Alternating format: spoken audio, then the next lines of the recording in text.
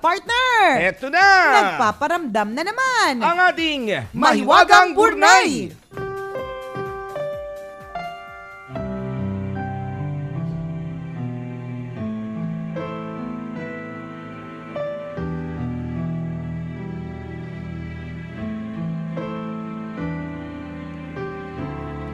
May isang magsasaka sa Africa na nagngangalang Hazet. Napagkakasya niya ang maliit na kinikita para sa kanyang pamilya. Bagamat mahirap ay masaya at kontento naman siya sa buhay.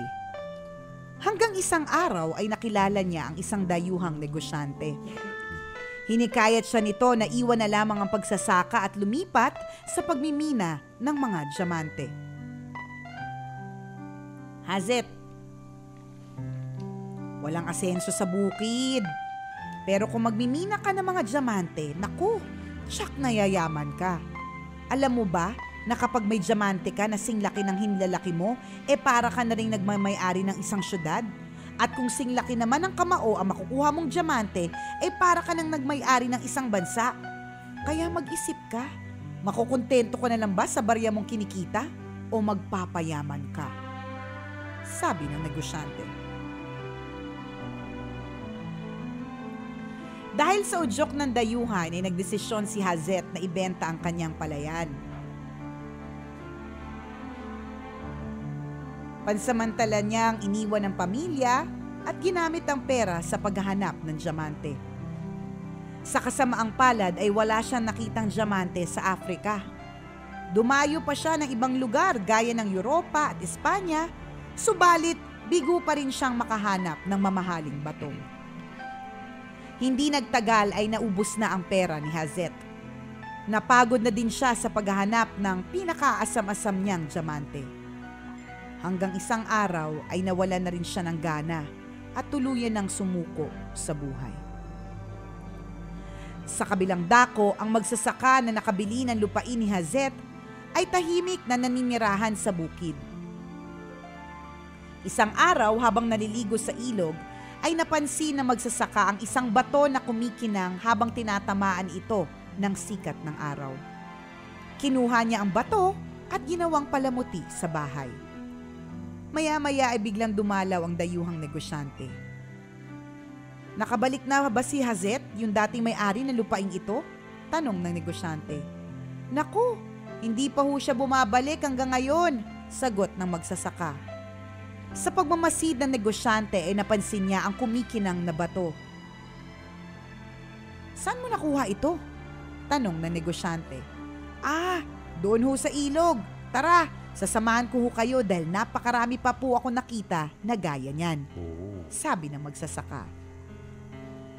Nagpunta ang dalawa sa ilog at kumuha pa ng napakaraming kumikinang na bato. Nang ipasuri nila ang mga sample, ay nalaman nila na ang mga bato pala ay mga mamahaling diamante.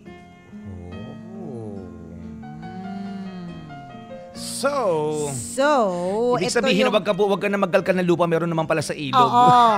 Ibig sabihin, mali kasi yung pinupunta mo mga lugar. Tama. Diba? Ibig sabihin mga kabisyo, ang punto ng Mahiwagang Burnay today is learn to appreciate what you have. Correct. Learn to be contented. Pero on the other hand, partner, in a way, si Hazet naman is a risk taker eh.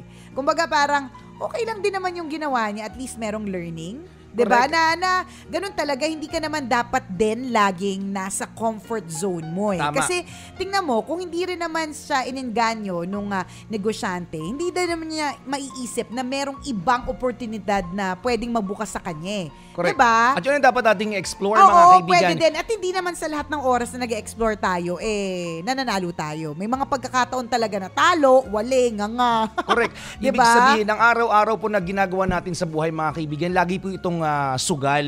Hindi natin na malalaman kung anong kahihinatnan. Either we fail or we succeed. Correct. Dalawang bagay lang kahihinatnan yan. Pero hindi natin malalaman ng resulta kung wala po tayong gagawin. Correct. So in a way, tama rin naman si Hazet. Diba? Kasi, syempre, parte ko mas malaki ang kita. Lilipat ka talaga eh. Correct. Diba? Bakit naman hindi? Pero, hindi lang siguro naisip ni Hazet is to balance. Correct. Diba? Is to weigh the pros and cons. O pag-aralan mo ng mabuti. Oo, parang inisip niya kagad, sige, no? Pag nakakuha pala ako na kahit kasing liit ng ng hinlalaki ko, parang may-ari na ako ng isang, ano ba yung sabi? Ng isang bayan. Ng isang bayan. O, diba?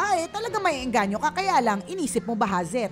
Tama. Kumbaga, yes, you take risks, pero syempre, you calculate it. Alam mo yun, Correct. parang pag-aaralan mo, hindi yung basta-basta, yayaman daw ako dito, daw. Tama. Sabi, may mga yumaman na daw. Yan. Diba? Aminin natin, may mga ganyan tayo mga nadidinig mula sa mga kaibigan natin. Sumama ka na sa amin kasi yayaman ka dito. And then you will jump at the opportunity, which is okay. Wala namang masama. Kasi dapat naman din talaga we take risks. Kasi hindi mo naman malalaman na mananalo ka kung hindi ka tataya. Correct. Kaya lang, pinag-aralan mo ba? Correct. And dito kay Hazet, baka kasi hindi niya pinag-aralan. Diba? Dali lang siya ng dali. Dali, tira ng tira. Hindi nag-aaral.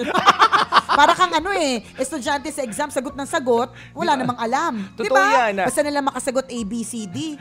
Hindi naman inisip. Diba? Life in general, mga kaibigan, applicable ang lesson na ito sa Yes. pang-araw-araw nating ginagawa na bawat bagay po na gagawin natin, isipin mo ng mabuti, pagplanuhang mabuti, pag-aralang mabuti para hindi ka magsisisi sa bandang huli. Di ba? Totoo yan. Planuhin mo ng mabuti. Kung halimbawa, pinaplano mo ngayon pagkakaroon ng pamilya, planuhin mabuti, hindi ka dali ng dali. Isang araw sasabihin mo, gusto ko na bigla mag-anak. Hala, tanong ko sa'yo, meron kang pampakain? Tama. Meron kang pambili ng mga damit niya kapag ka nilalamig? Tama. O, di ba? Planuhin mabuti, pag-aralang mabuti. Tama. Sa paghahanap din ng trabaho, hindi lang yung sige din ng sige. Baka mamaya pinagtutulak ka na pala kung ano dyan ng mga pinagbabawal na gamot. Sige ka lang ng sige. Correct. Diba? Pag-aralan mabuti kung sa tingin mo makakabuti ito para sa'yo, then carry on. Kung mapapahama ka dito, edi tigil mo.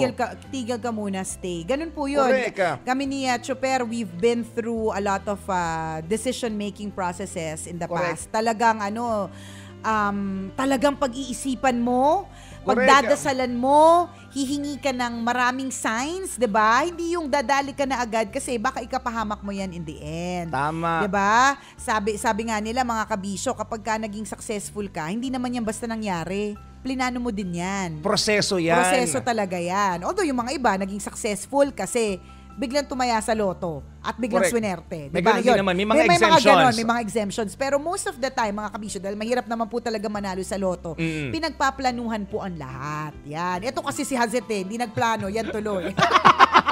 Ayan. Good luck sa lahat ng mga kaibigan nating mga merong decision making today. Correct. Alam po namin na hindi po madali yan. Parang hihingi ka ng sign, tas hindi ka sure kung yung sign na ibinigay sa'yo, yun na yung talagang sign for you to leave, for you to go, or for you to decide. Pero just pray over it. Ang isa lang ang gauge niyan. Kung masaya ka sa magiging decision mo o sa naging decision mo, ibig sabihin, that's the right decision. Tama ang decision na And yan. then, kung mali naman, let's say talagang napahama ka, katulad ni Hazet, na nalugi, di ba? Yan. Panindigan mo na lang. And Bang mo na lang ulit. and learn from it. Correct. Diba? Learn from it. Tama. Thank you, Mahiwagang Burnay, sa isa na namang napakagandang kwento ngayong araw na ito. Ang mga kwento ng Mahiwagang Burnay, mababasa niyo po sa aming Facebook fan page. I-search nyo lang po, Tambalan! Like, share ng share mga kabisyo para marami rin ang matuto at ma-inspire sa kwento ni Mahiwagang Burnay. Thank you, Mahiwagang Burnay. Salamat ng bonggang-bongga. At ang mga kwento po ng Mahiwagang Burnay, mababasa niyo po sa aming Facebook fan page. Bukas ulit mga kaibigan, huwag kayong mawawala sa Twitter party ng Tambalan. Corrected by. Hanggang alas 12 tayo magkakabanding-bandingan dito sa Metro Manila. Maraming salamat sa inyo mga kabisyo. Sa pagtutok, and thank you for making Love Radio #1 for 14 consecutive years. Dahil sa inyo mga kabisyo, Ang Tambalan, walang kalaban, #1 pa more. Ako po si Nicole Liala. At ako naman si Cambio Ken Chris Chuper. Na nagpapaalala, Walang matatag na relasyon sa malanding may determinasyon. Yun!